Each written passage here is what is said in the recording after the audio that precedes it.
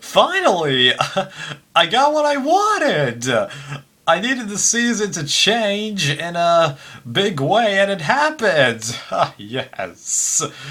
I asked for a pick me up, and I got it. Okay, so after Tribal, everybody obviously gets back, and then there's the remark that Mike really needs to go, and then Dan starts a bit about how Mike is like so condescending, arrogant, blah de blah, but seriously, with this cast, everybody's been arrogant somehow. I mean, like, screw it if you even really watch Sierra's secret scenes. You can argue that she's been arrogant in quite a few situations, you know? Seriously, come on. And given all the tough things that you guys are going to have to talk about at the reunion and after the reunion, and what everyone has already been saying in their interviews with Rob Sesternino and Dalton Ross, yeah, come on. Nobody has a hand that doesn't have any blood on it, really. Maybe not in terms of actual game moves, but verbiage, yeah, everybody's got that. Seriously, come on. Right, so then we get to the reward, and it's another team Ward, and then we have that hilarious bit where neither team can get the puzzle, although it is such a bummer that we didn't see the moment where Blue Team realized that they were missing a letter, because the whole time I was thinking, oh yeah, they're totally going to be that close and realize they're missing the letter. I go, but what? Wait, what did you do? What did you do? Oh, it's right there! But it didn't happen because nobody could figure it out. And apparently, according to Jeff, the original phrase was a reward worth playing for, but apparently whoever was testing it saw that in lickety splits, so they changed it to this. But they couldn't figure it out. It's just like, this is a common phrase. Well, it sounds common, but I literally haven't heard with all the fix scenes in like forever. Heck, the most recent time I think I recall somebody mentioning it with all the fix scenes was a game I used to play back in elementary school. I don't know how I remember this. I think it was a SpongeBob game, yeah. And then he had to keep going. It comes with this, and this. It's a complete set. Everything you need. And they still didn't know. And Sierra was just like, I'm not even listening to Jeff. Oh, I mean, Sierra, I know that usually you're not supposed to listen to Jeff in these challenges. People complain about that all the time in the comments on here, but for once, yeah, you really should have listened to him. Oh, man. So, Red is absolving it, and Rodney doesn't participate on another reward. Yeah. Seriously, Rodney, you haven't won an individual reward or immunity, nor have you participated in any individual rewards yet. You're looking like you're going to be the fourth person to get to day 39 and not win a reward, win an immunity, or get invited to be on a reward. And you also looking to be the first guy to be in that position, because the other three people that have these honors are Sandra and Pearl Islands only. She got a few rewards in HVV. Then the second one was actually Becky and Cook Islands, and the third one was Sugar and Gabon, but she found the idol and she was given an immunity by somebody else. She didn't earn it though, so she's kind of a question mark. Right. But yeah, seriously, he's that close. Oh man. Yeah. But if you're wondering why it wasn't a family visit like I've been hyping in the last couple of episodes, well, if you read Dalton Ross's Q&A with Jeff, Jeff seems to indicate that it's going to happen in the finale, so that's presumably what the Day 36 challenge is going to be. I wonder how they're going to include all these free challenges in the final tribal in those 2 hours. And with this group of people, it's going to be real interesting to see that. So, as for what's going on the reward, well, Mike, now that, well, obviously is still in a fight to stay alive and is throwing arguments out the left and right of how it would be smart for people to come and abide with him, and he is making good points, but the problem is, he's obviously, as Dan kept saying, public enemy number one, and everybody wants to get rid of him, even Carolyn, although she does entertain the idea that if he keeps being in a strong position, that siding with him would probably be a good idea. And it is nice to see that she keeps an open mind, even though she did state at some point in this episode that You know, she doesn't want to go with Mike, and she actually wants him gone. And well, yeah, just not really demonstrating that good of a mind. Although it actually isn't a bad remark when he said that he had an alliance with Carolyn, because everybody there talks to each other a lot, and everybody knows that pretty much everybody had an alliance with Carolyn. Although nobody except Tyler knew that she had the idol. Yeah, it's really amazing how she managed to fool everybody in that situation. And then at camp, well, I'm surprised that these people didn't really talk to each other that much, minus just phoning the Carolyn thing, which does make sense because I knew that Carolyn was in a little bit of a tricky spot this episode, because I really was unsure about who voted out Tyler, and turns out I was right, although it's not completely a bad thing because, you know, she still does have her idol, obviously, but just, yeah, I was uneasy about it. It turned out I was exactly right. But it also goes to show that Rodney's idea of making a power move, I still have yet to see it because it was Dan who appeared to be suggesting more of that stuff.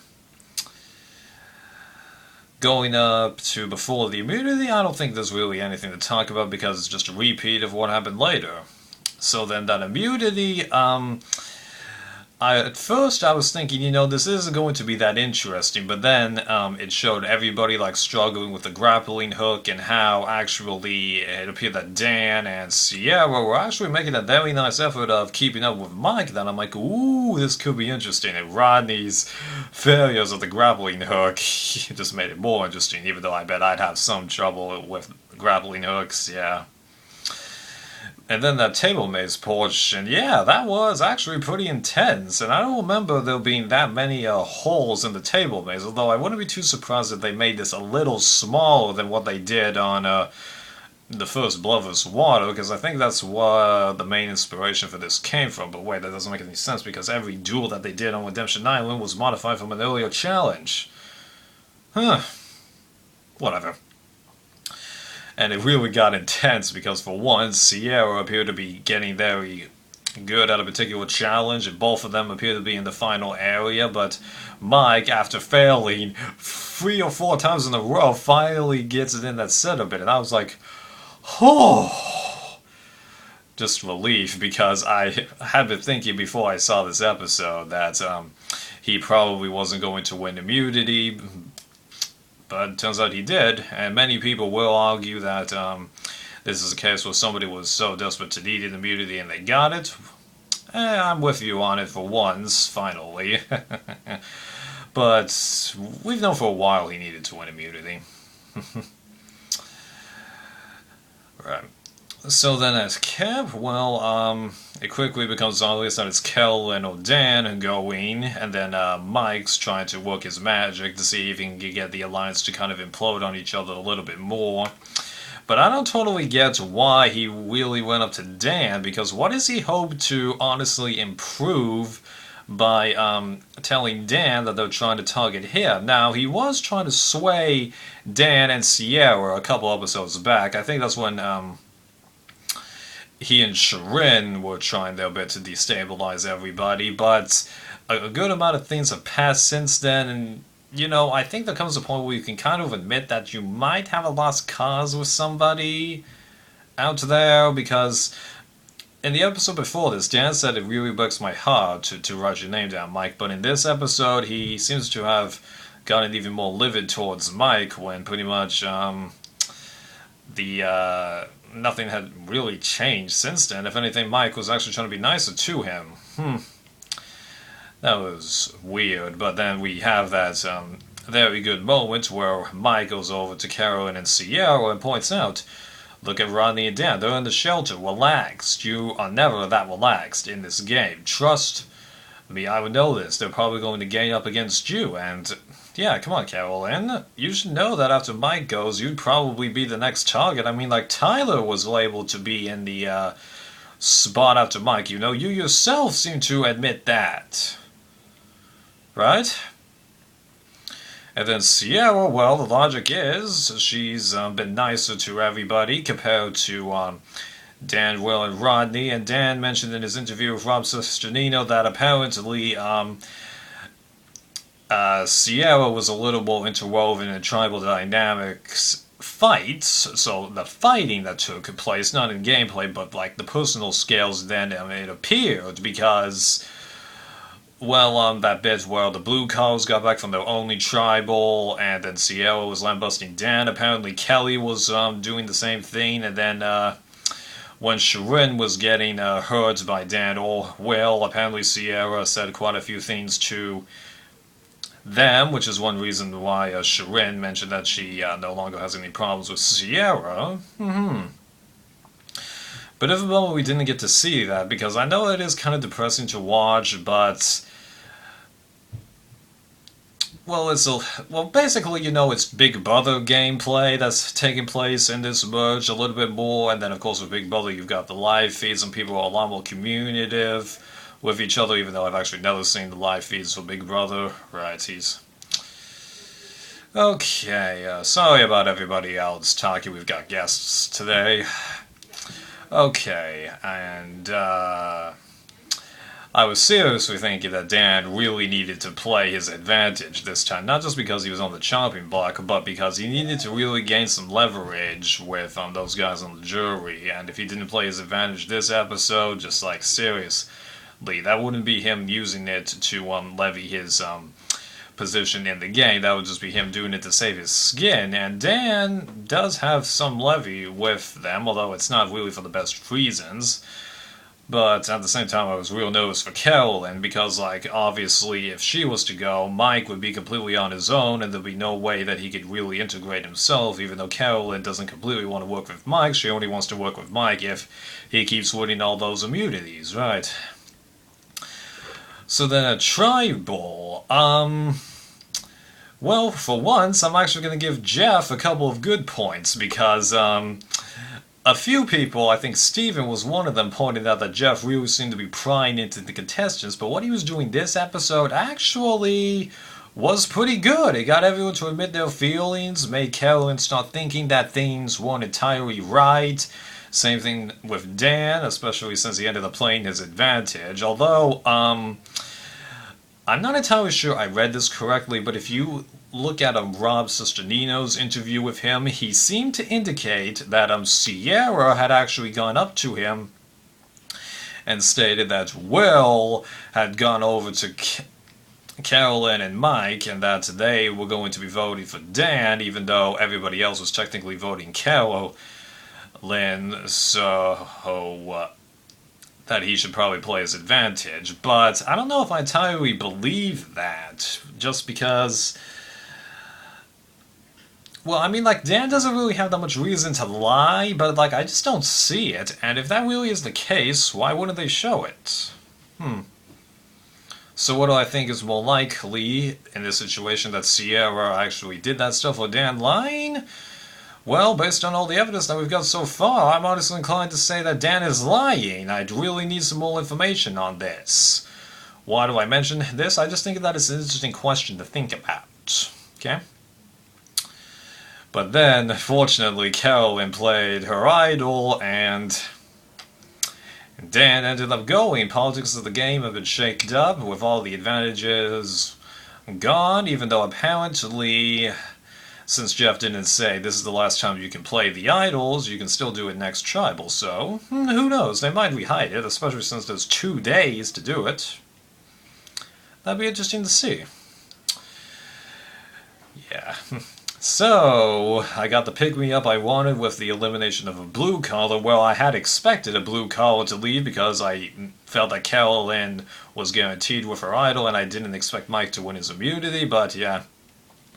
I'm not complaining. I wanted the dynamics shaken up, and that's exactly what happened, although it could easily go right back. Okay, because for this to really stay shaken up, Mike needs to pull out another immunity, or something really needs to happen to Rodney, I think. Why Rodney? Just because I think somebody told him to chill. Or maybe that's Rob Sesternino playing the clip over and again. Oh dear. But, I do think we do need to watch out for Rodney a little bit next episode, because even though I don't feel like he's really got that much of a shot of winning, and I'm tempted to put him as 4th in terms of likelihood to win, with Will being 5th. I don't know, there is just a slight possibility he could do something, but I don't think it'll necessarily be at this point to improve his chances. I think it'll just simply affect the other people's chances at this point. And even then, the only way he can win is if he gets rid of both Carolyn and Mike. Right. So this finale, I'm really hoping it's going to be a good one, but it's really only going to be a satisfying conclusion if Mike or Carolyn win. And who wins if both of them make it Mike? Because even though Carolyn can argue a few nice things with her gameplay theory justifiably so, Mike just seems to have the ability to change people, be it for good or for ill, because he's done both of them. And like I said, you have to remember, the main people that are against him right now are the people that actually supported him. I definitely think there is still something in their minds that is keeping them not necessarily liking Mike, but appreciative of Mike. Okay. So to recap where everybody stands, well, no shot of winning.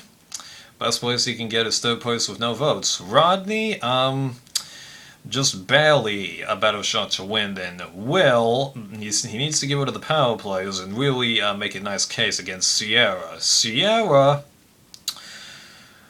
well, it's looking like I was a fool to trust Jeff, even though I myself admitted that I was probably setting myself up when I trusted him, and that the Dark Horse bit really isn't there, but as I mentioned, I think last week, she is doing stuff, just one, it's not being shown, and two, people are still playing better than her. It's just a case where somebody is playing, but so many people are playing so much better that, basically, I'd say, like, just throwing out some random numbers here, it's like a 6 game looking like a 3 game compared to all the 8 and 9 games. You can disagree with me, but I'm just trying to throw a random thing, okay? But I would really like to see her make day 39. I feel like that'd be a nice honor for her. Right. Carolyn, well, anything could happen with her. She's kept a very open mind, especially in this episode. There could be something between her and Mike, but that's only if he keeps winning immunities. And is she going to do anything with Sierra? Possibly. There is the guy versus girl rivalry kind of thing going on there.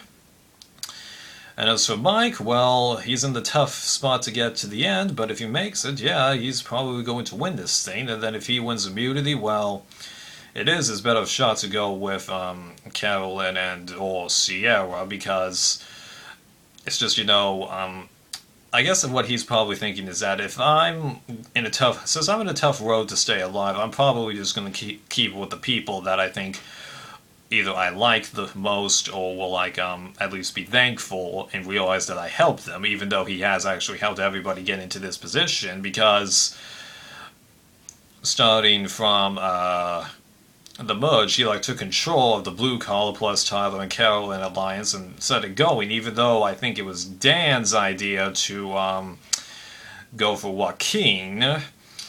And Dan seems to think that actually they made the right move. Personally, I say they made the wrong move, because then it really would have been blue versus white, plus white collar taking out the no collars, which, well, whatever, that's in the past. Huh? That was a month and a half ago.